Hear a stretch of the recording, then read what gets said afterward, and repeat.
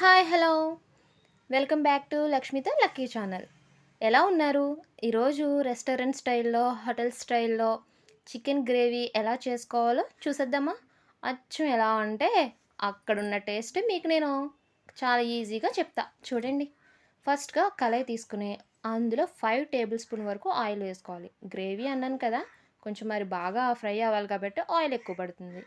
అందులోకి కరివేపాకు, అలాగే 3 పచ్చిమిర్చి ఇలా కట్ చేసుకొని వేసుకోవాలి గుత్తిలాగా. అలాగే చిన్న చిన్నగా కట్ చేసుకున్న 2 పెద్ద సైజు ఆనియన్ పీసెస్ని కూడా అందులో వేసేసుకుని బాగా మగ్గించేసుకోవాలి.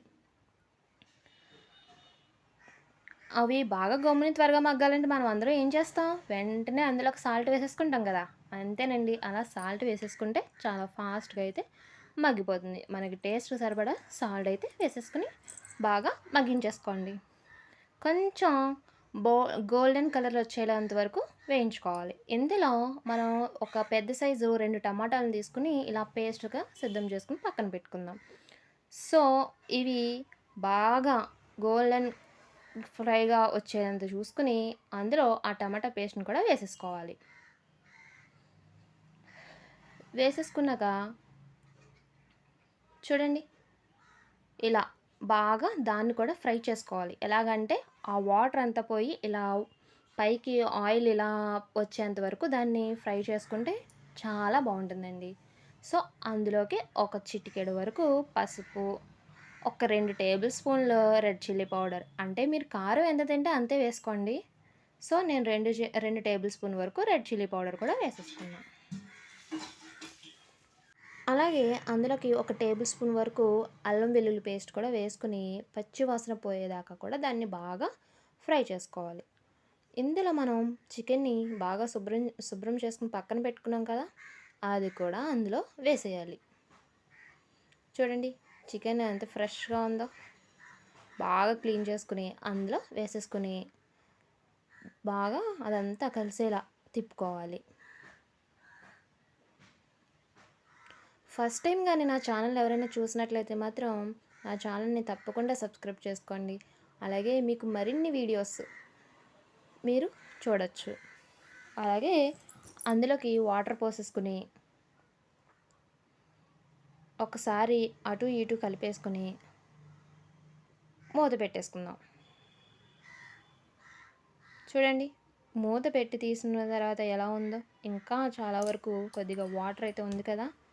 సో అదంతా ఎగిరిపోవాలి.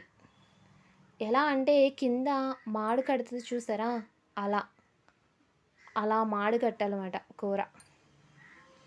అలా అయితేనే ఆ టేస్ట్ అయితే చాలా అంటే చాలా బాగుంటుంది.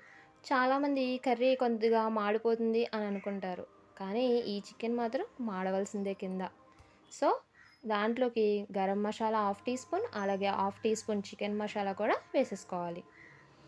ఇవి 2 వేసుకున్నాక ఒక పావుగంట సేపు మీరు కానీ కష్టపడ్డారంటే కర్రీ ఇంకా మీరు మళ్ళీ మళ్ళీ చేసుకుని తింటారు. సో అంత టేస్ట్ అయితే ఉంటుంది.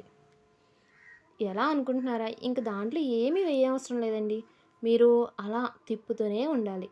కింద అడుగంటాలి, అలాగే అలా తిప్పుతూనే ఉండాలి. కింద మాడు కట్టాలన్నమాట. ఆ కలర్ కూడా చాలా అంటే చాలా బాగా చేంజ్ అయిపోతుంది. మన కర్రీలా అనిపించదు. మనం రెస్టారెంట్లో తెచ్చుకుంటాం చూడండి, చికెన్ గ్రేవీ అంటారు, చాలా బాగుంటుందంటారు. అదే టేస్ట్ సేమ్, మీకు ఇంకా వేరే డౌట్ అయితే లేదు. అంత అంటే అంత చాలా బాగుంటుందండి. సో అలా అది పట్టింది అలా అలా అలా దాన్ని గరిటెతోటి తీసేసుకుంటూ ఉండాలి. అంటే బయటికి కాదండి, కూరలోకి అలా తిప్పేసుకుంటూ ఉండాలి.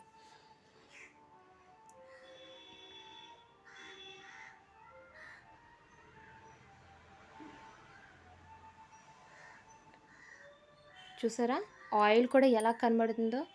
ఆయిల్ కూడా చాలా అంటే చాలా బాగా ఫ్రై అయిపోవాలి అంతలాగా.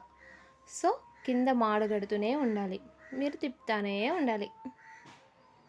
మీకు కర్రీ టేస్ట్ కావాలంటే కంపల్సరీగా చెయ్యాలి కదండి. సో దానికోసం ఇంతలో నా ఛానల్‌ని అయితే సబ్స్క్రైబ్ చేసేసుకోండి. మీకు ఈ కర్రీ గాని, ఈ రెసిపీ గాని మీకు నచ్చినట్లయితే మాత్రం నా కామెంట్ సెక్షన్‌లో కామెంట్ చేయండి. అలాగే లైక్ చేయండి. మీకు కావాల్సిన వాళ్ళకి షేర్ చేయండి. చూడండి ఆల్మోస్ట్ కర్రీ అయితే ప్రిపేర్ అయిపోతుందండి. దీన్ని మనం పుల్కాలో గానీ, చపాతీలో గానీ, రైస్‌లో గానీ, ఆల్మోస్ట్ బిర్యానీలో గానీ అన్నిటిలోని చాలా అంటే చాలా టేస్టీగా ఉంటుంది. తప్పకుండా ట్రై చేసి చూడండి. సో చూసారా?